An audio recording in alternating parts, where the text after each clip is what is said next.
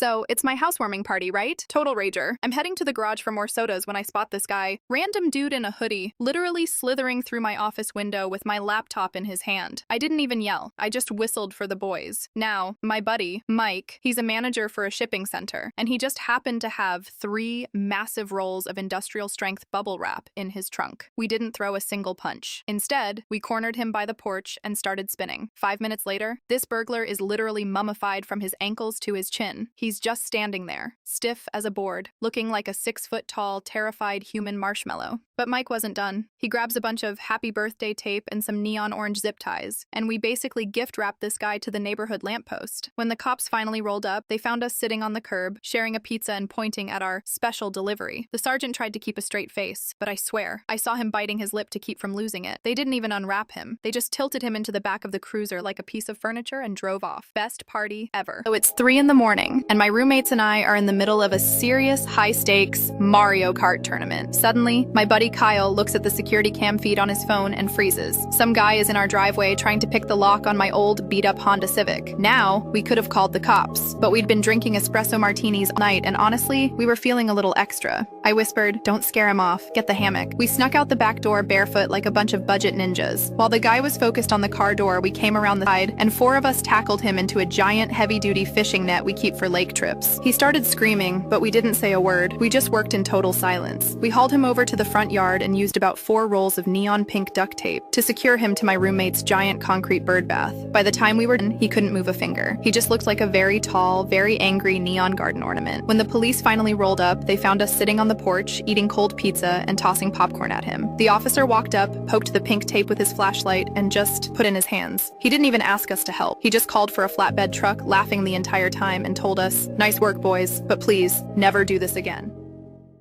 So, my cousin Tyler was having his bachelor party at this isolated lake house in rural Georgia. We're talking 12 dudes, a massive charcoal grill, and way too many craft IPAs. Around midnight, I stepped out onto the back deck to grab some air when I noticed a flashlight flickering in the guest cottage across the lawn. Now, Tyler's younger brother was supposed to be sleeping there, but he was currently inside, losing a high-stakes game of poker. I realized, instantly, we had a guest. I didn't call the cops first. No.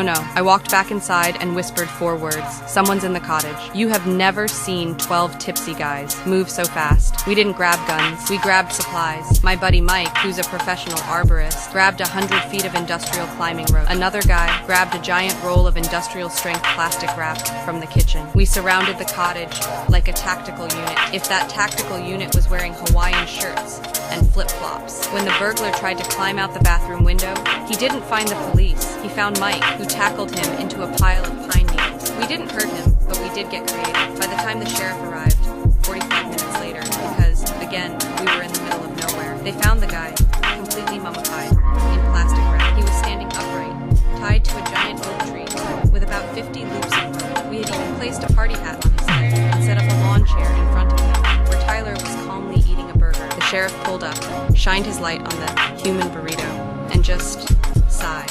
He looked at us, looked at the burglar, who was literally sobbing through the plastic, and then started laughing so hard he had to lean against his cruiser. He told us the guy had been hitting summer homes all month. The best part, the cops didn't even unwrap him. They just tipped him over, slid him into the back of the van like a piece of luggage, and drove. Tyler says it was the best wedding gift he ever got.